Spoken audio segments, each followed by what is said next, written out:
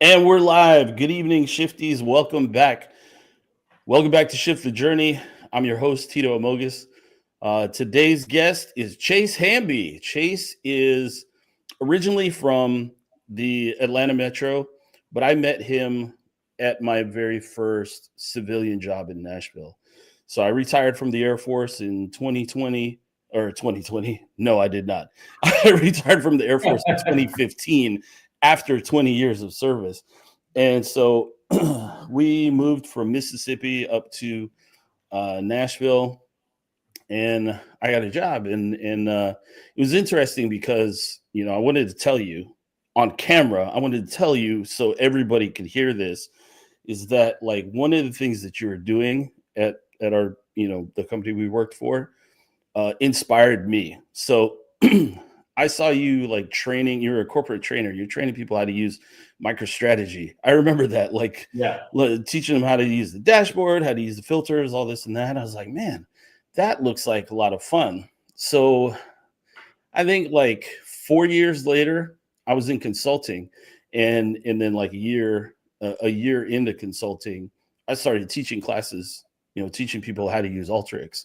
Yeah. And so it was like, I was like, yeah, man, this is what it is. And I mean, there are some pros and cons. Pros, I love teaching. I love when like the light bulb comes on and people are like, ooh, I could do this myself. And they come up with their own ideas of like use cases, things to use the tool for. Some of the cons were like, you're on a video call and nobody has their cameras on. My Yeah. very first class that I ever taught, people use Alteryx. The client was huge, and they had 230 something people in the call. It was a Zoom call, and nobody was on camera. And I'm stumbling, I'm stuttering, and I'm like, oh my gosh, because I'm an extrovert and I need to see your face. I want to see your face so I can see how you're reacting. My Yeah. jokes were like, falling flat. I'm like, hey, how's everybody doing? That's all good. Silence. Oh, it was awful. And then a guy comes in, he comes on camera a little bit late. I guess he was there a little bit late, but thankfully, you probably see like memes and stuff. Thankfully, he was wearing pants because he got up in the middle of the class and he came back with a bowl of cereal. The problem was he had his bowl of cereal like this close to the camera and he was eating with his mouth open. Nom, nom, nom. And I'm like, this is awful. This is awful. I don't know if I could do this. But I ended up my lead at that time. He's like, hey, we're gonna start you off small. So then I went to a client that only had 3 people on the call, did like 3 people, 8 people, 5 people, and then back up to like bigger classes. But I Yeah. mean, I learned a lot of stuff. It was a lot of fun, and you inspired me to do it. So Very nice of you. I had no idea. a lot of times we inspire people and we don't even know. A lot Yeah. of times they'll Right. just take that and run with it.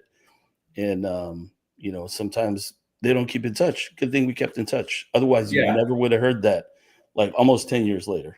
Yeah. That's crazy. That's a good story. Well, thanks for sharing. Yeah, man. Yeah, I remember when you started coming out of the Air Force and starting out. And I always in the back of my mind, as I've encountered other veterans, including one that was on my team recently, I've always had that in the back of my mind because you come in with all this vast experience, but then all of a sudden it's like you're starting over. It's like you just graduated college or something and you're unproven. And so I always had that in the back of my mind, just how much you brought to the table and was so appreciative. And it's fascinating. I mean, anyone out there supporting the vets, that's definitely an area that I think we continue to need to get better at, is supporting that transition into civilian workforce.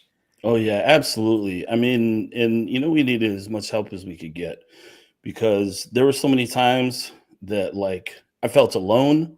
There were times that I'd freak out over things that were not really a big deal, but to me they're a big deal. Like the one I always talk about is I was I was at the job for like a year or something, And I like my wife would do the laundry on a certain day, and I would have all of my outfits set up in the closet on hangers, this shirt with this sweater with these pants, this and Yeah. that. And it's like, this is Monday, Tuesday, Wednesday, Thursday, Friday, and it wasn't the same every Monday, but I had them set up like what I felt like I was going to wear that day. And then something happened and she got off schedule, and she like washed stuff when I wasn't expecting her to wash stuff. And so then my clothes were all out on the, they're all folded or on hangers. And I'm like, I don't even know what I wore yesterday. It's middle of the week. I don't know what I wore on Monday. People are going to think that I like sleep in my clothes, like I'm some kind of dirt bag. And it's like, I freaked out over that. We had a long conversation over that. And she's like, honestly, nobody's paying attention to what you're wearing. But after having worn the same thing every day, pretty much, okay, it's not like I had one outfit that I wore for 20 years, but you know what I mean? Yeah. Wearing the uniform. Yeah. Right.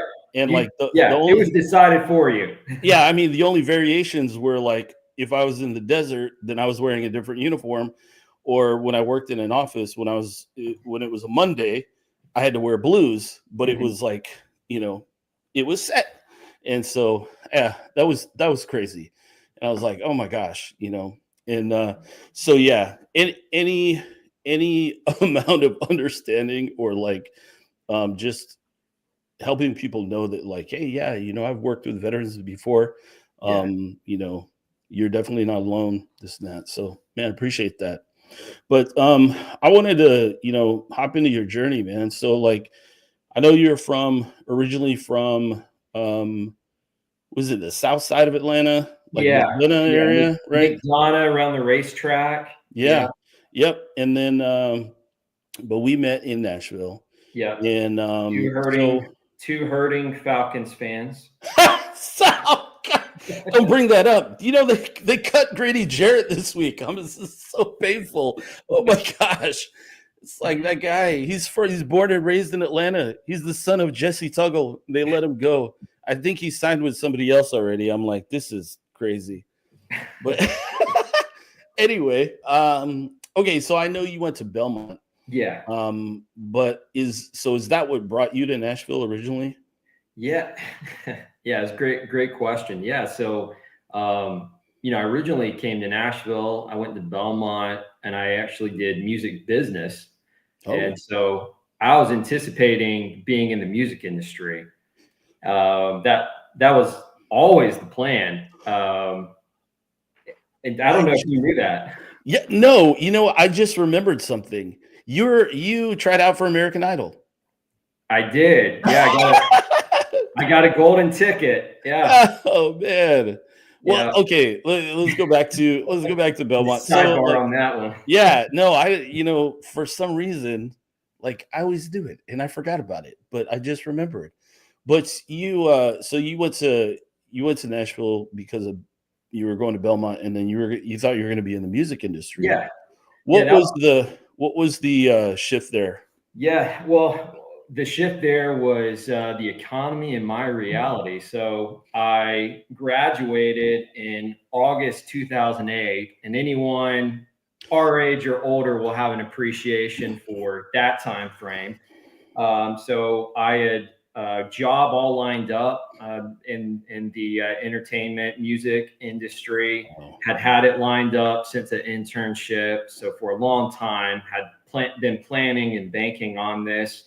And then all of a sudden, everything happens with the financial meltdown, and they call me and say, hey, we're going to have to delay your start by a couple weeks. Okay, no problem. I don't hear anything. I call them. Finally, I get in touch with them a few weeks later, and they say, yeah, we're not going to be able to bring you on. So at that point, I'm living with a buddy of mine that graduated around the time I did, and we had an apartment that we had just rented, and he had a job and he lost his job. So we were like, I think popular at the time was this show called Two Broke Girls, Yeah. And we used to joke that we're like the male version of that. Guys, Two broke dudes. two broke dudes. So I'm frantically looking for some type of opportunity, and everything around the entertainment world at that point was basically working for free. And so as crazy as it was, nothing had panned out. It was getting to the Thanksgiving time frame. As everyone familiar with the business world, things just really slow down on your hiring process at that point. You push it off. You're not going to start people until the new year at that stage anyways. Yeah. And so he's telling me about this job he's super excited about. He's like, I got this intern opportunity, or not an intern. I got this interview opportunity, and I'm so excited about it, but I'm going to have to turn it down because I just got a job opportunity, and it's like a bird in the hand. You know, you got to take the job opportunity. You're not weighing your bets at that point when you're two broke dudes in an apartment. So he took the job, canceled his interview, which was actually set up through Belmont, the school. Oh. And as I'm headed down for Thanksgiving on, broke, barely able to afford gas, I get a call from the school, and that interview is opened up, and it's for an audit role with HCA, Hospital Corporations of America, which I am not an accountant. So they were just, hey, we're just slotted. I'm sure when they put me on there, like, this dude is not going to get this job, but he's on this list, and we're just slotting someone in because we want to leave for Thanksgiving and not do it. And so I get on there, and I get slotted on with this interview. And so I was already down in Atlanta visiting my family. And so I drove up just for this interview because I had to. And I remember I went in for the interview, and it was fortunate. I got there a little early because I could hear the guy interviewing in front of me. And he was a good guy. I actually knew him from the school, and he was super smart. But he was also super on the accounting side. I had to tell myself, hey, I bring things to the table that he doesn't have. Nice. From a relationship, from a communication, enthusiasm, and these other intangibles. And I have to let that show in this interview.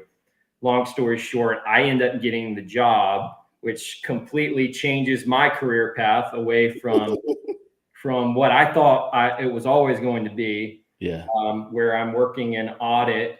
While at audit, I went back to Belmont and got my MBA, and then had interacted with Health Trust, which obviously that's where we met, and found out about this training opportunity on kind of the analytics business solutions side of the aisle. Yeah. And ultimately ended up making a move to go that direction. And that's when you and I met. Yeah, it's so crazy because when I was, still living in Nashville, I was serving on the praise team at Crosspoint. Yeah. And that praise team was huge. It had at the time it was 180 people, right? This is 5 campuses or whatever. Yeah. But I remember talking to somebody there who was a bassist, and he was a professional musician. And we were talking about the economy in Middle Tennessee. And I said, the economy in Middle Tennessee is driven by the healthcare industry. And he's like, what? And I was like, yeah. He's like, I thought it was entertainment. And I was like, no. Nope. You got Vanderbilt here, which is the Stanford of the South, right? With research and all that. And then you have, at the time it was the 3 largest, I don't know if it still is, the 3 largest hospital owning corporations in the US, right? Yeah. LifePoint, Community Health, and HCA. Yeah. And he's like, oh, I had no idea. And a lot of people have no idea because it's the Music City, right? Right. There's so much opportunity there in healthcare. It's crazy. Yeah, it is crazy. Yeah, it's healthcare is enormous. It's only continued to really grow and flourish there. Other groups have came in since then. So yeah, it's a huge industry there. And for anyone unfamiliar with the city of Nashville that might be watching, your local neighbor, like pretty much anyone you run into, can pick up a guitar and play as good as anyone you've ever heard in your life. It's crazy. It's like talent just grows like weeds in the yard. Yeah, it's like, you go to a restaurant and your server more than likely is like a starving artist, right? Yep. This is like one of my jobs, and I write music, or like I'm recording an album or whatever. It's like, oh, okay, anybody you run into, it's crazy. Like you, some guy who was on American Idol. So what year was that you tried out for American Idol? I think I'm going to date it a little bit. I think it was 2007, I believe. Oh, so you were still in school then? Yeah, I was still in school. Oh, yeah. okay. What was your song that got you the golden ticket? You're Just Too Good to Be True. Okay. Okay, I could see that. Yeah. That was the one. So I also did one of those songs by The Fray, I think. But yeah, so that was a fun adventure. I got the golden ticket. I actually I ended up getting booted right from the Hollywood round, which is where I'm on camera, but the Hollywood is like all the live stuff starts. Yeah. So and it didn't come as a shock, because I was so late on in the process. They had basically every single role already picked out. Wow. So all that they were looking for was someone super different and unique. It's a show, right? Yeah. I would think like they're looking for like the best stories. They want to make it compelling. They want unique stories of obstacles, or in different different sidewalks, because they're trying to draw in as many people as possible through that. But no, it was an interesting and by the way, I only did this just because my girlfriend, now my wife, and her family were doing it. So I didn't want to try out. I didn't care anything at all about it. I mean, they're all like, oh, this and that. Wow. And then I'm the one that made it. So that was interesting. That's crazy. All right. So like, let's go back to your time at Health Trust. So I left there in like, was that late 2017 or something? How were you there up until when you moved back to Atlanta? I would not. Well, yes and no. So I actually moved. I changed roles. So, so you and I, we worked in Health Trust. I was kind of on the analytics side. I continued to kind of grow in that role a little bit. And through that, one of the things that I started doing was they were bringing me in as they were going out and trying to make a pitch to a new hospital system on why they should work with us. And they started bringing me in on some of that, where I was part of the pitch, and I would go through, some of the analytics stuff. And I was also on, we had an issue, like a challenging relationship with one of our biggest members, and everyone was freaking out. Everyone was really worried. And they had brought me in to kind of be able to position what we're able to do on the analytics side to help support tracking and cost out initiatives. Oh, yeah. And I just ended up connecting with the team so well that I ended up running the whole meeting, and that was never the plan. I was not the senior person on or anything at the time.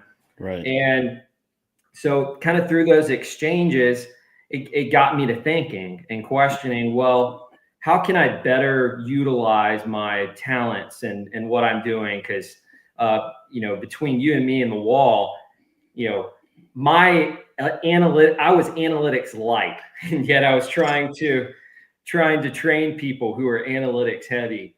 And so through that exchange, I had helped a group out known as Core Trust. At the time, they were owned by Health Trust. They were this weird offshoot. It didn't do anything with healthcare. So they went and they worked with other companies in private equity mostly and tried to bring them contracts that were connected to Health Trust and all that healthcare leverage and use them to drive out costs. And so I met with them. They had a job opening and I got to know the team a little bit as I was helping them with some data stuff. And I said, hey, I'd like to be considered for this role. And they were like, you're on the healthcare side. Why in the world should we consider you?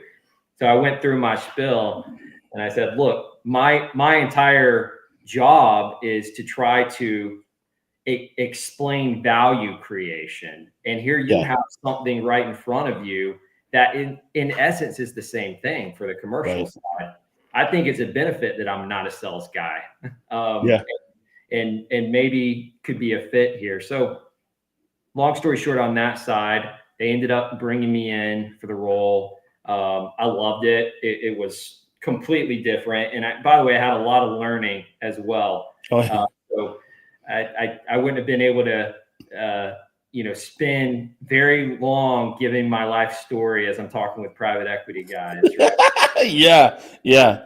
I think there's a good lesson in there where you like had a realization that you're like, you know what, I want a little bit more out of my career, right?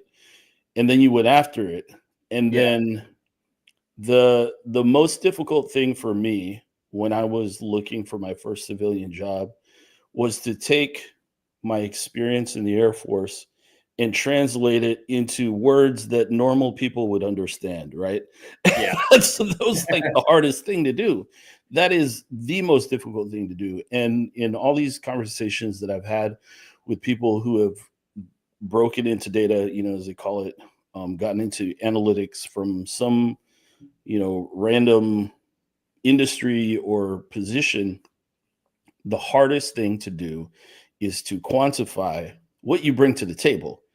How do you translate what you did in the past to, to make sense for somebody that you want, to offer you a job? And so, and you did it. That's great, but the really the lesson there is I always tell people, believe in yourself. Believe in yourself, and everything that you've done in the past has a relevance to what you want to do in the future. You just have to know how to frame it. Right. Yeah, you do. And you have to learn how to understand what your talent set is. Maybe your talent set is not the one definition that's primary in your job today. Well, what is that you really enjoy as a part of that the most, that you feel you have a unique advantage in or unique understanding of that maybe others don't have? And how can you better work to align yourself where you can take advantage of that in a way that maybe is better than your current situation allows? But I know one thing you've always done, Tito, from your side, you're always a super connector. I mean, you're just really good. You're personable. And I think that really matters because, people enjoy working and succeeding with people who are a joy to work with and succeed with, right? Yeah. So it's with COVID and, everyone getting pushed remote for a while. I know a lot of people are coming back in to the fold now and stuff, but I do think that's just a really important thing. When you're able to come to the table with people and they get the feeling that you actually care about them and you're not just coming there for yourself, and you're actually being genuine with them and supportive of them, and trying to do things that support the effort of everyone else. I think it's a great way to stand out because I certainly see it with, I see now that as I've grown in my career, and you see people underneath you, and you start hiring people and watching these other careers develop beneath you, you see that there's these certain lights that really shine. And it's not always that they're the best. It's just they're the ones that are really out there being a connector, showing that they care. Putting in the 20 minutes longer to get something over to you that afternoon instead of the next morning and stuff. And so yeah, definitely. I feel like I've had this conversation a lot. Like, I'm if people ask me, hey, what do you do, or what do you like to do, what's your passion? And honestly, my passion is connecting people. Like this whole show, the whole premise behind this show was to get the information out there to whoever's looking to make some kind of career change. Maybe they don't have a big network. Maybe they don't know where to get information on how to get into whatever industry or job type that they want. And so I'm like, you know what? I want to bring in people from all these different industries with all these different experiences and to just talk about their journeys, because then you see, yeah, that what you're wanting to do is not impossible. I often say, we can't provide a blueprint, but we can give you evidence that it's been done, so that if it's been done before, that's the precedent, right? So that it can be done again. And so, yeah, I'm a gatherer of people. That's my thing. yeah, I love doing that. I love connecting people. I've had several people who made posts and they're like, "Hey, we're hiring for blah blah blah blah blah," and I'm like, "Hey, this person over here needs a job." So then I'm like, "Hey, let's put us in a chat together. Hey, this is so and so. I worked with them. We did a lot of good work. Upstanding person, put them together, and then they're like, "Hey, that they offered me a job." I was like, "Hey, that's what I'm talking about." yeah, Your win is my win. I love that. yeah, absolutely. Yeah. And that's a very fortunate industry. I post health trust going into the core trust world, and kind of getting on that side of the aisle. That's something that I've loved so much personally about my career, is really getting a chance to, it's a weird industry, but this industry of, they call it group purchasing. And what you're doing is you're using this contract vehicle to bring value to a customer and new customers to a supplier, and at the same time getting business yourself. So it's a very weird world where three different parties are all winning at the same time. Through that success, that transitioned to UPS, which brought me down to the greater Atlanta area where I am now, where I helped to stand up a global procurement division of UPS using the learnings I had out of Core Trust. They were looking for someone who could help essentially build out a platform where other partners in those last mile providers and parts of their supply chain, those networks that are in the thousands that are not UPS proper, could take advantage of value like UPS had. So I was brought in to help figure out, hey, how do we build this out? How do we work with the suppliers? How do we work with our key partners and our core competencies in these contract channels to build out a vehicle to connect these parties and bring benefit ultimately to UPS through that entire exchange. And so did that for a while. And then through that exchange, I was looking for a partner at UPS who could help us, really bring some widening of solutions in things like office supply and all these buckets that, yeah, we had huge agreements there, but was it our core competency? No, we're a logistics company. And so I connected with my current company, Omnia Partners, and built out a kind of developed a relationship there. And then, a few years down the road, they're looking to start a private equity division and practice out of their company. And they give me a call. So you never know, coming from the music industry side, where I thought I was going to be either singing or, managing someone who was singing and we're doing some producing, to where I am today. It's very interesting. You never know where you're going to wind up. Wow. Yeah. You're open to it. Wow, man, that's such an interesting journey. Yeah, I still have a lot of friends and contacts in the Nashville area. People who are still involved in music, and really, what they talk about is also, networking. It's like who is is important. I remember being when I was at Cross Point, the team was invited to take part in a Michael W. Smith music video. He was actually like recording a whole like worship session in the factory at Franklin. Yeah. And so I was like, okay, I get this text and I was like, okay, cool. So I asked my leader, I was like, hey, can I bring my wife? And then she gets back to me, yeah, you can bring your wife. So we went, and it was like us and like maybe 30 people from the team, right? This is in the middle of the week. Yeah. And we went there, and it was this big room, factory of Franklin, and he's on the piano in the middle. And he's got all his musicians and stuff. Anyway, it was this big thing. It was awesome. He's ridiculously good. Oh, yeah. Incredible worship leader. Like, but if you go to YouTube and look up Michael W. Smith Surrounded. Yeah. I'm in there. You see me on bald head.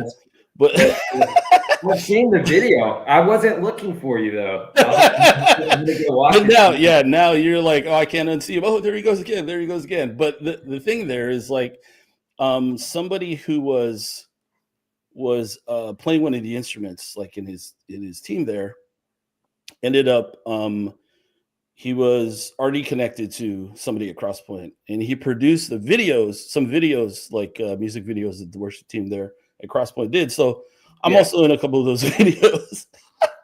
So, hey, if you want to write that down, no, I mean, it's like, anyway. So it was like, this person knows this person, and it's like, oh, hey, here we are. That was not ever anything that was on my radar. Like I was going to be in like these music videos or whatever, but you're going to, the random dude in all the worship videos.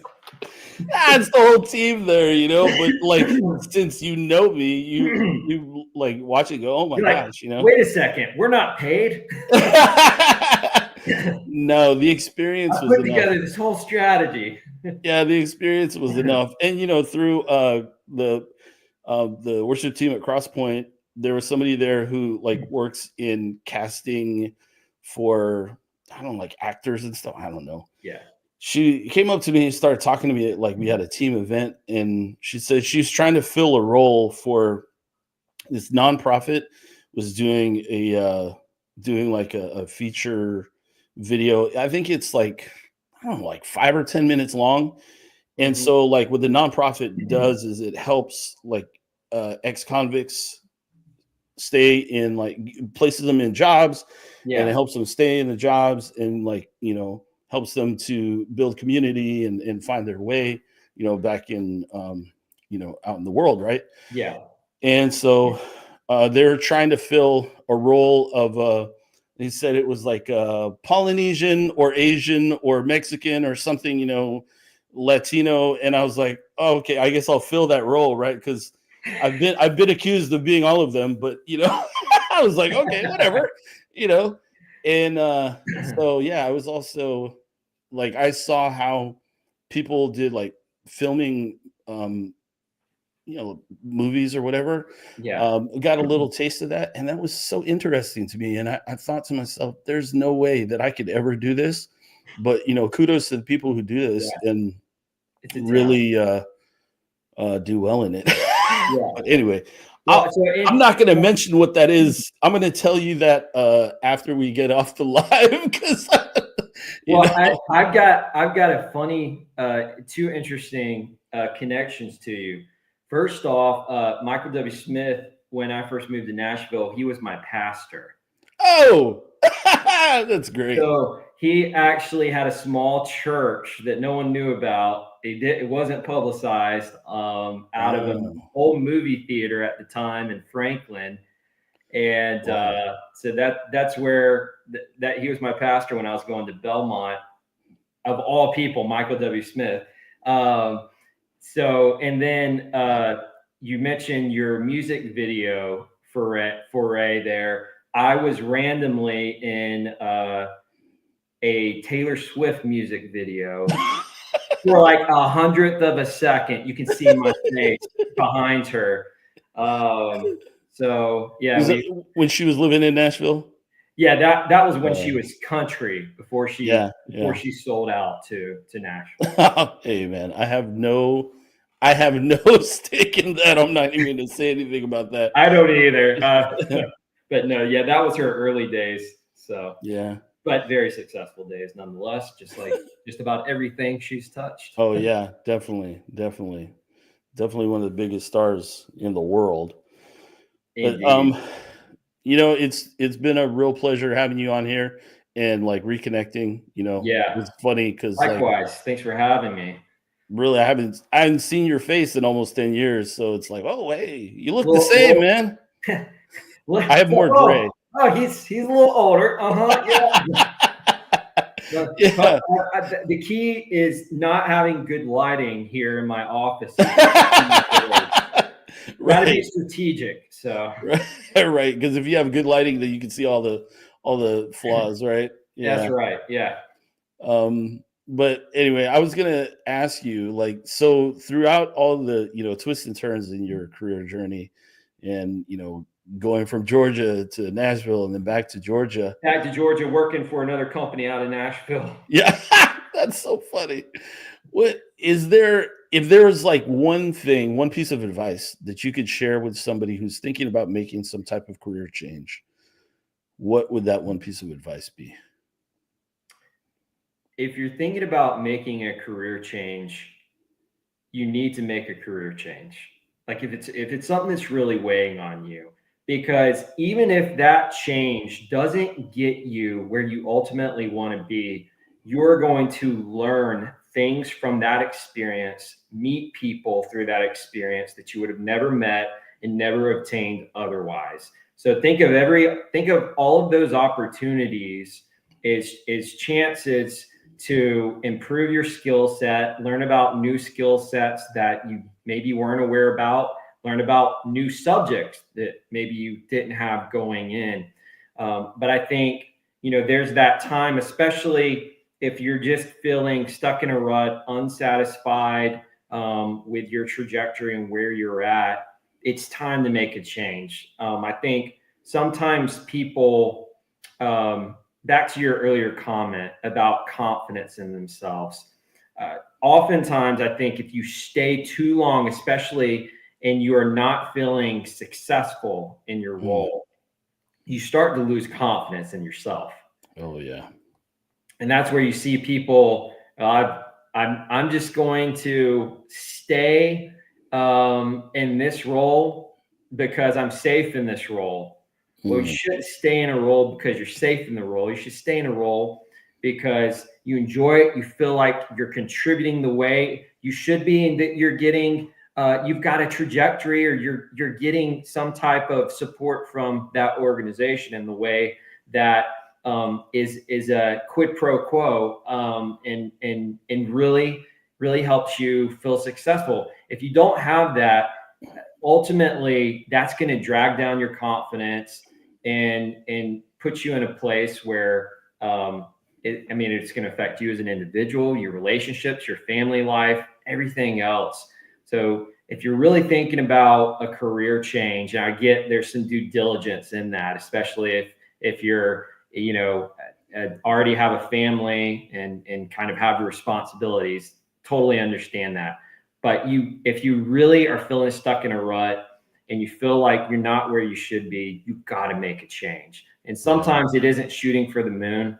Sometimes it's just taking the next solid opportunity with a little qualification and taking those new insights, those new relationships, because you never know where they're going to lead you and what's going to Yeah. Yeah, definitely. Absolutely. I would say yes, absolutely. Two of my last three jobs came from networking. So Yeah. really, in having to make some sacrifices to make some changes. So yeah, man, that's really good. I appreciate that. Well, Absolutely. I'm gonna go ahead and end the stream, but Chase, don't go anywhere because we're gonna talk in the studio after I turn off the stream. But everybody else, I'm taking next Monday off for a little mental break, a little mental breakdown. No, After no. this conversation, right? Yeah, little bit of a break, and then in 2 weeks, I'll see you guys back here. I'm gonna have my good friend Jason Goodman come on. He's also a veteran of the United States Air Force. We went to non-commissioned officer academy together 15 years ago, so that's going to be a treat. So I hope to see you guys there. Have a good one. Peace.